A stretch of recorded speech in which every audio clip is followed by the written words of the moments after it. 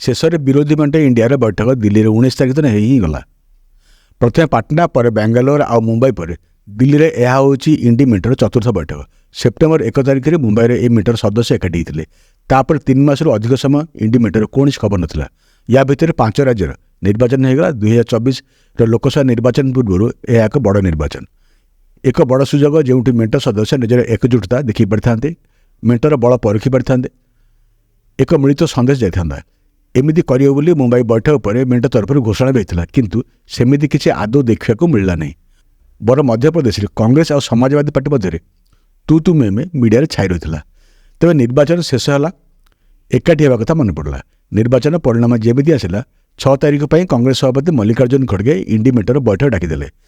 निर्वाचन में कांग्रेस अवस्था देखि अन्य भी निज रंग देखईदे। ममता बानार्जी, नीतीश कुमार, अरविंद केजरीवाल निज निज काम अच्छी कही आसीपारे बोली कहीदे। पुणी नुआ तारिख स्थिर है। एथर नीतीश कुमार, ममता बानार्जी, शरद पवार, उद्धव ठाकरे, एमके स्टालिन, अरविंद केजरीवाल समस्ते दिल्ली में पहुंचले। एमतीक अखिलेश यादव मध्यप्रदेश अपमान को पछरे पकई से दिल्ली बैठक पहुंचते। कहले मध्यप्रदेश कथा गला, एथर आगू देखा पड़ो। आरएलडी जयंत चौधरी बैठक देखा मिलला। बैठक पर मल्लिकार्जुन खड़गे कहले 26 दल बैठक जोड़ी। हाँ, 26 दल एकाठी होते, किंतु मीडिया आगे कहूँ खड़गे पाखे केवल सीताराम येचुरी थे। पूर्व जमी एक प्रकार मिलित प्रेस देखा मिलता, एथर सेमती नथिला। नीतीश कुमार, ममता बानार्जी, अखिलेश यादव, शरद पवार मीटिंग पर समस्ते निज निज बाटर चली।